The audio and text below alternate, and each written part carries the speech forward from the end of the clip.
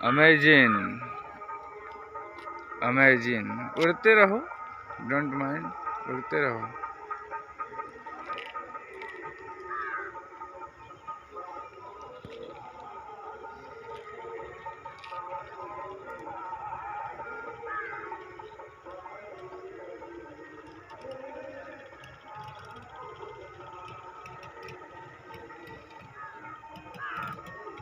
ये कौओं का संसार है, बहुत पुराना है इनकी कहानी।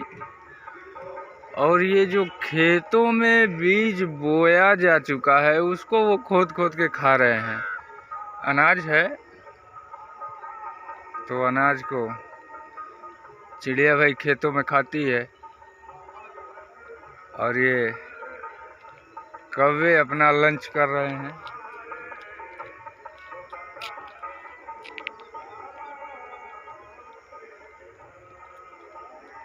कौओं की रामायण काल से जुड़ी बहुत अद्भुत कहानी है,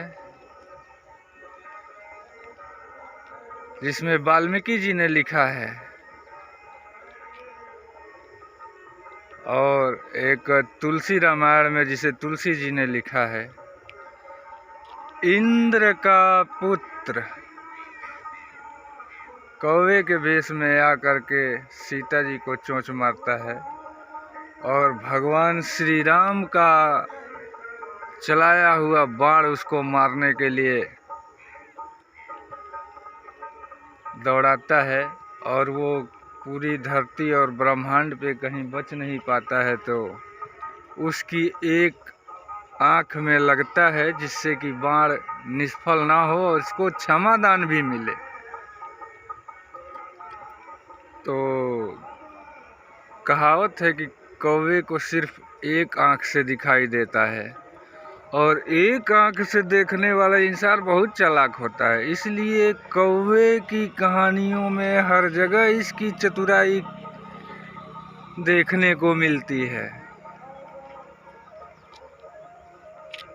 चतुर कौवा, प्यासा कौवा,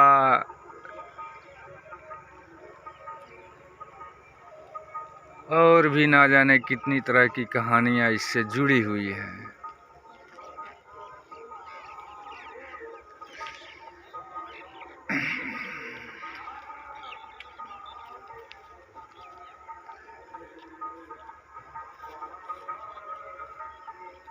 ये कौवों का झुंड जो आप देख रहे हैं, ये खेतों में दाना चुगते हुए, और उतना ही रहस्यमयी है इनका संसार। बहुत एकता होती है कौवों में। अगर ये आप किसी कौवे को मार देंगे तो ये आपको कई जन्म तक पहचानेंगे। इतनी खतरनाक होती है इनकी बदला लेने की आदत।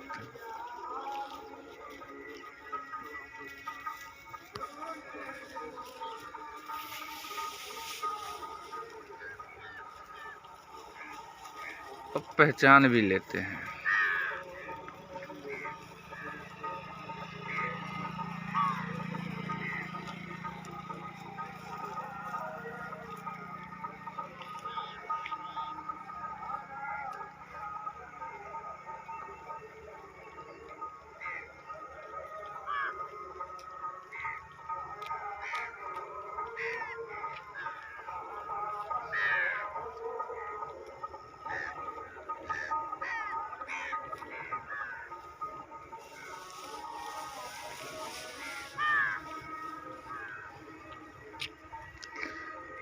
कौवा भोज चल रहा है।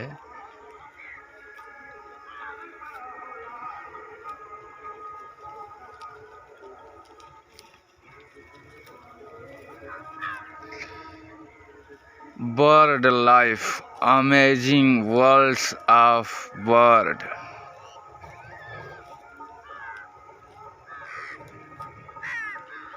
Natural life.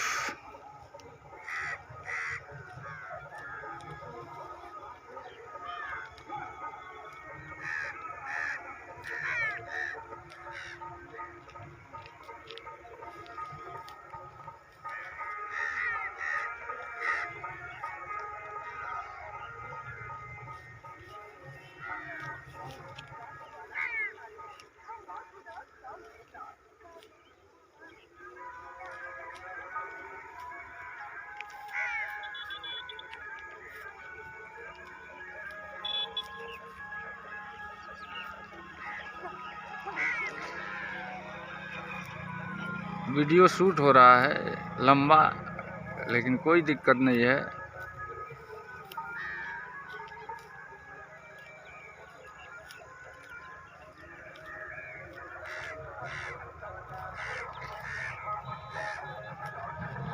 कौवा बहुत समझदार प्राणी होता है। इसकी लाइफ भी बहुत अमेजिंग और रहस्यमयी होती है। काली शक्तियों का प्रतीक होता है कौवा। पौराणिक दृष्टि से देखा जाए तो ये शनि देव का वाहन है, सब जिसे कहते हैं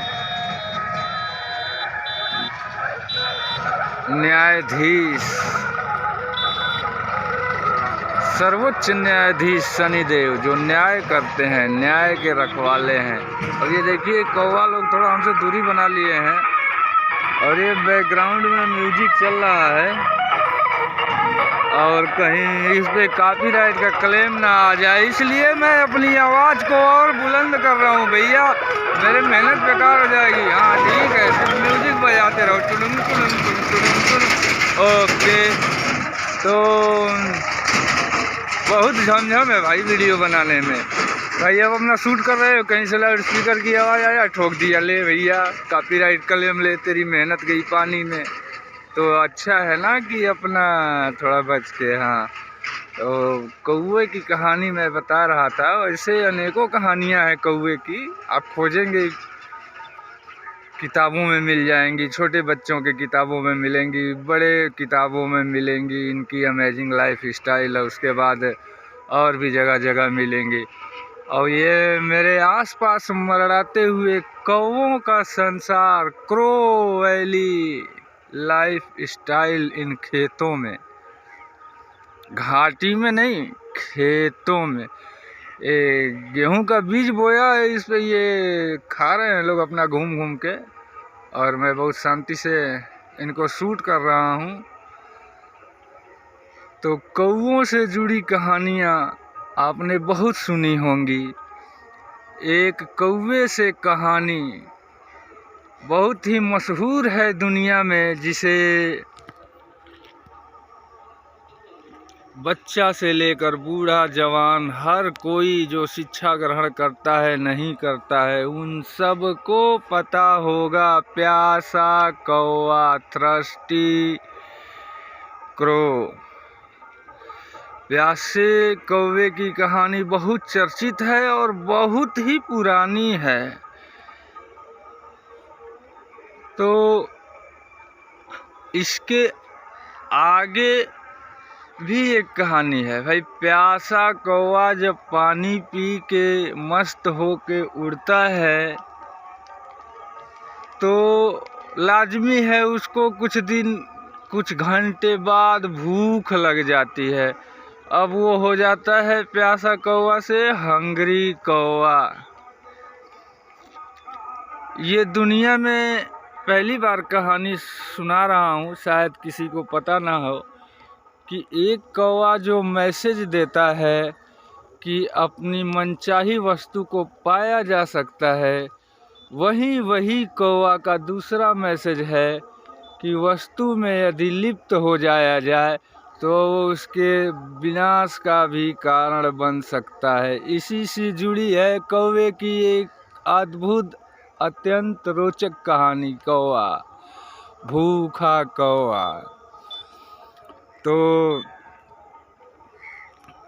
उसको भूख लगी तो वो भाई अब पानी छोड़ के घूमने निकला था सुनसान इलाके में, नदी की तरफ जा रहा था, बिल्कुल उड़ रहा था और भूख जोरों की लगी थी। पानी पी लिया था, फिर पानी की तरफ गया तो उसने देखा, उसको बहुत ज़ोरों से भूख लगी थी और आसपास कुछ खाने को था नहीं। यहाँ तो बहुत सारे कौवे मौज मना रहे हैं, लगता है जैसे कि इन्हें निमंत्रण दिया गया है, खा लो खा लो। खेती का समय पशु पक्षियों के जीवन के लिए वरदान होता है, जहाँ से ये अपना सब कुछ खाते पीते हैं, लाइफ चलाते हैं। देखो भैया, शूट तो कर रहा हूँ, मेरे बहुत नज़दीक हो, और तुम्हारी कहानी पूरी नहीं हुई है। प्यासे कौवे से भूखे कौवे की कहानी पूरी नहीं हुई है, ठीक है। तो भूखे कौवे की कहानी किसी और दिन सुनाया जाएगा, या कि फिर अभी सुना दूं, समझ में नहीं आ रहा है। तो भूखा कौवे को एक बड़ी सी नदी के जल में दिखा मरा हुआ हाथी, डेड एलिफेंट। अब तो भैया जैसे बच्चों को अगर टॉफ़ी खाने को ना मिले और उनकी मनपसंद ढेर सारी चॉकलेट मिल जाए तो वो खुशी से नाचने लगते हैं। तो यही हाल इस कौवे के साथ भी हुआ।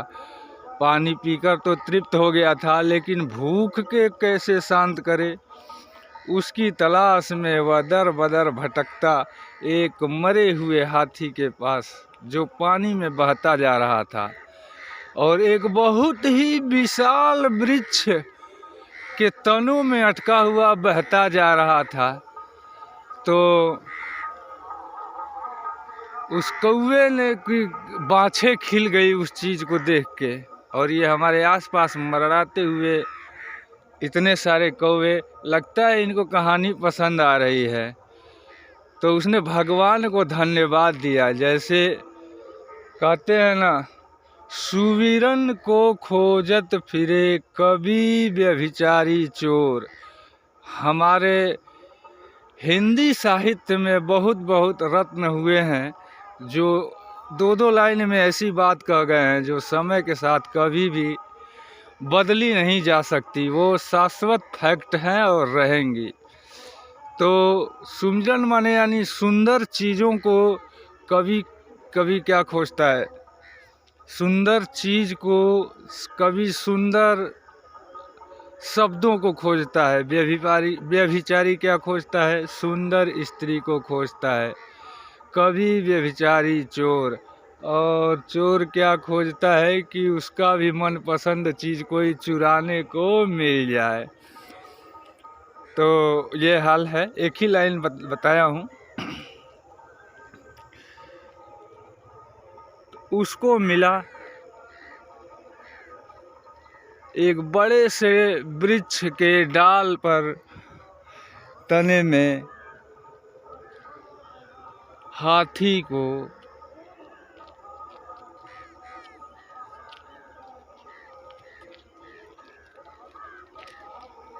वीडियो बनाते का हो चला और बनाते रहो। अटका हुआ देखकर उसकी बाँछें खिल गई, वह मानो खुशी से नाचने लगा। जैसे देखो, जैसे कि ये अभी ये कौवे सारे खुशी से नाचे रहे हैं अपनी कहानियों को सुनते हुए, कितना आनंदित हो रहे हैं। वाह, क्या अमेजिंग दृश्य है। तो उसकी बाँछें खिल गई, वो क्या किया, ईश्वर को धन्यवाद दिया और उस हाथी पर जा कर के बैठ गया। अब हुआ क्या, उसके लिए इतना पर्याप्त भोजन था कि वह महीनों उसी पर खाता रहा और नदी का जल पानी पीता रहा, खाता रहा। जब भूख लगता खा लेता, जब प्यास लगती नदी से पानी पी लेता। ऐसे मस्ती में उसके दिन कटते जा रहे थे, ना दिन पता चलता ना रात।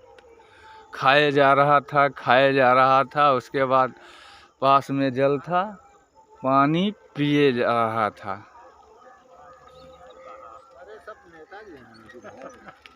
अरे दिन जाएगा भाई, कोई टाइम नहीं दे पाएगा सब। ऐसे उसके दिन बहुत ही मज़े से कट रहे थे। लेकिन एक दिन ऐसा आया कि नदी से वह डाल बहते बहते, हाथी बहते बहते समंदर में जा मिला। समंदर में जा मिला और उसको अपने खाने और पीने और मस्ती की धुन में कुछ भी संज्ञान न रहा। एक दिन उसने पाया कि वह अथाह समंदर के जल में बीचों बीच उस डाल पे विराजमान है, जहाँ उसका भोजन भी अब मात्र कुछ दिनों का बचा था। ऐसे में उसके साथ क्या हुआ होगा। चारों तरफ पानी, समंदर, और उसके बाद उसने खा करके एक दिन फिर उड़ना चाहा, ऐसे ही उड़ना चाहा, लेकिन बेचारा जितनी दूर भी गया चारों तरफ उसे पानी ही पानी दिखाई दिया, पानी ही पानी। वह फिर उड़कर वापस आ गया, सुस्ताया, 1-2 दिन और खाया पिया। उसके बाद वह फिर उड़ने का प्रयास किया, लेकिन वह जिधर भी उड़ने का प्रयास करता उधर उसके चारों तरफ पानी ही पानी दिखाई देता, पानी ही पानी, पानी ही पानी दिखाई देता, सब कुछ सुनसान। ऐसे में उस प्यासे कौवे ने अपने मकसद में पानी पीकर कामयाबी हासिल की, लेकिन वह भूखा कौवा जिसको इतना ज़्यादा मिला, इतना ज़्यादा मिला कि वह अपनी नेचुरल प्रवृत्ति भूल गया और वह ऐसे जाल में फंसा जहाँ से उसको निकलना मुश्किल था। क्या होगा उस कौवे का, आप कमेंट करके बता सकते हैं। अगर